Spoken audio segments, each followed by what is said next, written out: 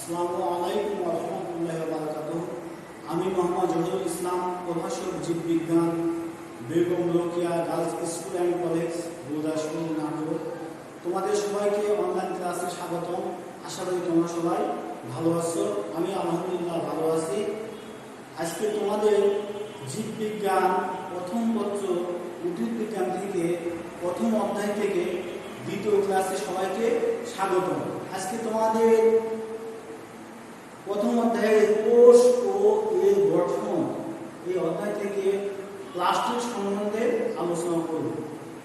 Plastic সম্বন্ধে আলোচনা করতে গেলে প্রথমে আমাদের যে আবিষ্কার করেছেন বিজ্ঞানী শিল্পা, তার কথা প্রথমে আমাদের জানতে হবে। 1883 সালে তিনি প্লাস্টিক আবিষ্কার করেছেন। এই প্লাস্টিক একটা কোষে বিভিন্ন রকমের হতে পারে। কোষে 3 রকমের প্লাস্টিক থাকে। একটা হলো লিউকোপ্লাস্ট। এই লিউকোপ্লাস্ট যেখানে সূর্য আলো পৌঁছায় না, এরকম সব জায়গায় লিউকোপ্লাস্ট থাকে। সেসব কোষে লিউকোপ্লাস্ট সমস্ত খাদ্য সঞ্চয় করে রাখে। বিভিন্ন রকম প্রোটিন, স্টার্চ এবং ফ্যাট জাতীয় খাদ্য সঞ্চয় করে রাখে। যেমন উদ্ভিদের মূলে, অর্থাৎ যেখানে সূর্য আলো ডাইরেক্টলি পৌঁছায় না, সেখানে লিউকোস অর্থ কি আমরা জানি, সবাই জানি লিউকোস অর্থ কালারলেস, অর্থাৎ যেখানে সবুজ নয় এবং রঙিন না, সেই সব কোষে যেগুলো প্লাস্টিক থাকে তাকে আমরা কি বলবো, লিউকোপ্লাস্ট। তাহলে সঞ্চিত খাদ্য যেহেতু সঞ্চয় করে রাখে, এই সঞ্চিত খাদ্য ভিত্তি করে লিউকোপ্লাস্টকে 3 ভাগে ভাগ করা হয়েছে। একটা হলো অ্যামাইলোপ্লাস্ট। যেগুলো স্টার্চ জাতীয় খাদ্য সঞ্চয় করে রাখে, তাদেরকে আমরা অ্যামাইলোপ্লাস্ট। এরপর আছে ইলাইকোপ্লাস্ট, যেগুলো ফ্যাট বা চর্বি জাতীয় খাদ্য সঞ্চয় করে রাখে, তাকে আমরা ইলাইকোপ্লাস্ট। এরপর আছে অ্যালিউরোপ্লাস্ট, যেগুলো প্রোটিন বা আমিষ জাতীয় খাদ্য সঞ্চয় করে রাখে। যেসব লিউকোপ্লাস্ট তাদেরকে আমরা বলবো অ্যালিউরোপ্লাস্ট। তাহলে আসলো ক্রোমোপ্লাস্ট। ক্রোমোপ্লাস্ট আমরা জানি যেসব প্লাস্টিক কালারফুল, অর্থাৎ রঙিন, বিভিন্ন জ্যান্থিল, শাইনিং, হলুদ, লাল, কমলা ইত্যাদি আধিক্যের জন্য এইগুলা কি হয়, রঙিন হয়। উদ্ভিদের বিভিন্ন পাপড়ি, উদ্ভিদের বিভিন্ন রকমের কাণ্ড, ফুল, এছাড়া বিভিন্ন অংশ যেখানে কালারফুল অর্থাৎ রঙিন, সেখানে ক্রোমোপ্লাস্ট অবস্থান করে। তার সঙ্গে কি ক্লোরোপ্লাস্ট। ক্লোরোপ্লাস্ট উদ্ভিদের সবুজ উদ্ভিদের যে খাদ্য তৈরি করে, এই খাদ্যের মূল উপাদান হলো কি ক্লোরোপ্লাস্ট। এজন্য ক্লোরোপ্লাস্টকে কোষের রান্নাঘর বলা হয়। এরপর আসলে কি সংখ্যা। সাধারণত একটা কোষে 10 থেকে 40টি পর্যন্ত প্লাস্টিক থাকতে পারে, কিন্তু নিম্ন উদ্ভিদে 1-2টা থাকতে পারে। আবার কিছু কিছু উদ্ভিদ আছে যেমন কারাতে প্রায় 500টি পর্যন্ত প্লাস্টিক থাকতে পারে। এই জন্য সাধারণত আমরা 1 থেকে 40টি পর্যন্ত বা 1 থেকে 500টি পর্যন্ত প্লাস্টিক কোষের মধ্যে থাকতে পারে। সাধারণত কয়টা থাকে, সাধারণত 10 থেকে 40টি ক্লোরোপ্লাস্ট থাকে। আকৃতি। তাহলে প্লাস্টিক আকৃতি কেমন হয়? প্লাস্টিক আকৃতি বিভিন্ন রকম হতে পারে। আকার। এই প্লাস্টিক দেখতে দ্বিতল লেন্সের মতো।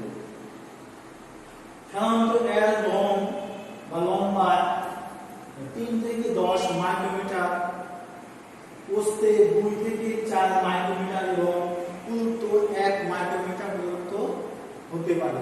আমরা এখানে যে চিত্রটা এঁকেছি, এটা হলো কি, তোমরা সবাই জানো, এটা হলো কি ক্লোরোপ্লাস্টের চিত্র। এটা হলো ক্লোরোপ্লাস্টের চিত্র। ক্লোরোপ্লাস্টের চিত্র তোমরা দেখতে পাচ্ছ। ক্লোরোপ্লাস্টের আবরণী, 2টা আবরণী দ্বারা গঠিত। একটা হলো বহিঃস্তর এবং অন্তঃস্তর। একটা আছে কি বহিঃস্তর এবং অন্তঃস্তর। এই বহিঃস্তর এবং অন্তঃস্থলের মাঝে যে ফাঁকা জায়গা আছে, এই ফাঁকা জায়গার নাম হলো কি পেরিপ্লাস্টিডিয়াল স্পেস। পেরিপ্লাস্টিডিয়াল স্পেস। বহিঃস্থল অন্তঃস্থলের তুলনায় একটু ভেদ্যতা বেশি থাকে। এছাড়া যে এই আবরণীর নিচে আছে কি স্টোমা, আবরণীর নিচে আছে স্টোমা। ঝিল্লি বেষ্টিত ক্লোরোপ্লাস্টের ভিতরে অবস্থিত স্বচ্ছ দানাদার অসবুজ জলীয় পদার্থটি নাম হলো কি স্টোমা। স্টোমা গ্রানার ধাতু বা ম্যাট্রিক্স হিসাবে করে কাজ করে। স্টোমাতে 70S অর্থাৎ আদি যৌগিক রাইবোজোম থাকে। এছাড়া এতে বিভিন্ন রকমের গ্লুকোজ তৈরি এনজাইম এবং অন্যান্য উপাদানও থাকে, বিভিন্ন রকম খনিজ লবণও থাকতে পারে এবং থাকে। তারপরে আসলে কি থাইলাকয়েড। ক্লোরোপ্লাস্ট স্টোমাতের ভিতরে ক্লোরোফিল বহনকারী একক ঝিল্লিযুক্ত অনেকগুলো চ্যাপ্টা থলির মতো যে অংশগুলো তোমরা দেখতে পাচ্ছ, এটার নাম হলো কি থাইলাকয়েড। এক একটিকে বলা হয় থাইলাকয়েড। অনেকগুলো থাইলাকয়েড অর্থাৎ 10 থেকে 100টি থাইলাকয়েড মিলিত হয়ে একটি গ্রানা তৈরি করে এবং একটি ক্লোরোপ্লাস্টে প্রায় 40টি পর্যন্ত গ্রানা থাকে। 40টি পর্যন্ত গ্রানা থাকে। এই গ্রানা এবং এই এক বছরের গ্রানা এবং বহু বছরের গ্রানা বলে। এই একটা গ্রানা এবং একটা গ্রানা চক্রের সাথে যে সূক্ষ্ম সুতার মতো যে নলাকার অংশ দ্বারা যুক্ত থাকে একে বলা হয় স্টোমা ল্যামেলি। স্টোমা ল্যামেলি গ্রানা চক্রের সম্প্রসারণকারী এসব নালীর নাম হলো কি স্টোমা ল্যামেলি। স্টোমা ল্যামেলি বলে নাকি এটিপি সিনথেসিস। তাহলে যদি আমরা একে আমরা বিস্তারিত বা গ্রামাকে বিভক্ত করে দেখি, তবে আমাদের কি আছে এটিপি সিনথেসিস পাবো এবং ফটোসিনথেটিক ইউনিট পাবো। তাহলে এটিপি সিনথেটিস থাইলাকয়েড ঝিল্লি অসংখ্য গোল বস্তু ধারণ করে, এগুলোকে এটিপি সিনথেসিস বলে। এটিপি সিনথেসিস বলে। এতে এটিপি তৈরির সব ধরনের এনজাইম থাকে। ফটোসিনথেটিক ইউনিট অর্থাৎ যেখানে ফটোফসফোরাইলেশন সংঘটিত হয়, এই ফটোসিনথেটিক ইউনিটে PS1 এবং PS2 এখান থেকে সংঘটিত হয়। থাইলাকয়েড ঝিল্লিতে ফটোসিনথেটিক ইউনিট নামক বিভিন্ন রকম উপাদান দিয়ে বিদ্যমান। প্রতি ইউনিটে chlorophyll A, chlorophyll B, carotene এবং জ্যান্থোফিলে প্রায় 300 থেকে 400টি অণু থাকে। এতে ফসফোলিপিড, কুইনোন, সালফোলিপিড ও বিভিন্ন ধরনের এনজাইমও পাওয়া যায়।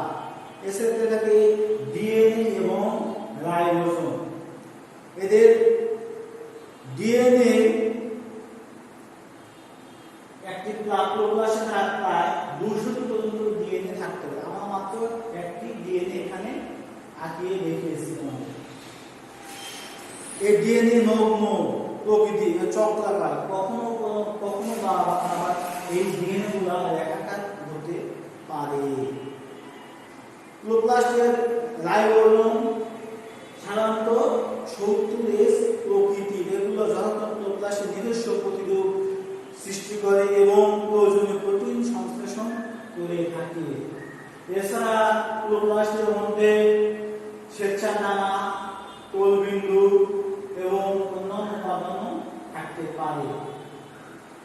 তাহলে তোমাদের কি করতে হবে, এই প্লাস্টিক সম্বন্ধে জানতে হবে। প্লাস্টিক কয় প্রকার? 3 রকম। একটা হলো লিউকোপ্লাস্ট, একটা হলো ক্রোমোপ্লাস্ট এবং একটা হলো ক্লোরোপ্লাস্ট। লিউকোস অর্থাৎ কালারলেস যেগুলো প্লাস্টিক বর্ণহীন সেগুলো হলো লিউকোপ্লাস্ট। লিউকোপ্লাস্ট রকম 3 রকম। কিসের ভিত্তি করে? যেহেতু ওরা বিভিন্ন রকম সংশ্লিষ্ট খাদ্যদ্রব্য সঞ্চয় করে, এটার ভিত্তি করে 3 রকম। একটা হলো অ্যামাইলোপ্লাস্ট, স্টার্চ সঞ্চয় করে রাখে, ক্লোরোপ্লাস্ট ফ্যাট সঞ্চয় করে রাখে, অ্যালিউমিনোপ্লাস্ট প্রোটিন সঞ্চয় করে, এবং যেগুলো বহনযুক্ত প্লাস্টিক সেগুলোর মধ্যে ক্রোমোপ্লাস্ট বিভিন্ন ধরনের কীটপতঙ্গ আকৃষ্ট করে এবং উৎপাদনে সাহায্য করে। এছাড়া ক্লোরোপ্লাস্ট কেন কি বলি, কোষে রান্না করে বলি, কারণ এখানে সূর্যালোকের সাহায্যে সংশ্লেষণ প্রক্রিয়ায় উদ্ভিদ এই ক্লোরোপ্লাস্টের সাহায্যে তৈরি করে খাদ্য তৈরি করে, এজন্য একে কোষে রান্না করে বলতে পারি। প্লাস্টিক ক্লোরোপ্লাস্ট পরস্পর বিশিষ্ট দুইটা আবরণ দ্বারা আবরণ থাকে, একটা হলো বহিঃস্তর এবং একটা হলো অন্তঃস্তর। এই বহিঃস্তর এবং অন্তঃস্তর মাঝে প্লাস্টিক দেওয়ার স্পেস থাকে। এছাড়া এর মধ্যে স্টোমা থাকে, যে তরল অংশের নাম হলো স্টোমা, এবং অনেকগুলো থাইলাকয়েড একটা একটা গচ্ছিত হয়ে সজ্জিত হয়ে গ্রানাম চক্র গঠিত করে। এই গ্রানাম 40 থেকে 60 পর্যন্ত গ্রানাম থাকতে পারে। তাহলে এখানে ক্লোরোপ্লাস্ট হলো খাদ্য তৈরির মূল উপাদান। এর নিচে দেখো তোমাদের গ্রানামকে বিভাজিতভাবে দেখানো হয়েছে। গ্রানামে এটিপি সিনথেসিস থাকে এবং ফটোসিনথেটিক ইউনিট থাকে। এই থাইলাকয়েডের মেমব্রেনে আলোক সংশ্লেষণ দুটো পদার্থ, একটা অন্ধকার পর্যায় এবং একটা আলোক পর্যায়। অন্ধকার পর্যায়টা স্টোমাতে সংঘটিত হয় এবং আলোক পর্যায়টা এই থাইলাকয়েডের মেমব্রেনে সংঘটিত হয়। থাইলাকয়েডের ফটোসিন ইউনিট থেকে pH1 এবং pH2 এবং এখানে চক্রে ফসফোরেশন এবং অচক্রে ফসফোরেশন সংঘটিত হয়। এবং ক্লোরোপ্লাস্টের যদি আমরা কাজ সবাই জানো তোমরা, ক্লোরোপ্লাস্ট থাইলাকয়েড ও স্টোমা ল্যামেল অবস্থিত কোষের প্রধান কাজ সংশ্লেষণ প্রক্রিয়া, খাদ্য তৈরি করা, নিজের প্রয়োজনীয় প্রোটিন এবং নিউক্লিক অ্যাসিড তৈরি করে। ক্লোরোপ্লাস্টের কনভার্সন ফটোসিনথেসিস প্রক্রিয়া এডিপি কে রূপান্তরিত করে এটিপি তে পরিবর্তিত হয়। সালোক শ্বসন এবং বংশাণুর নিজস্ব বৈশিষ্ট্যের সক্রিয়তা ধারণ করে। আজকে তোমাদের ক্লাসের সম্বন্ধে আলোচনা করলাম। সামনের ক্লাসে তোমাদের ইনশাআল্লাহ মাইক্রোবিওলজি সম্বন্ধে আলোচনা করব। তোমাদের সবাইকে অনলাইন ক্লাসে স্বাগত ধন্যবাদ জানিয়ে এখানে বিদায় নিচ্ছি। আল্লাহ হাফেজ। আসসালামু আলাইকুম ওয়া রাহমাতুল্লাহ।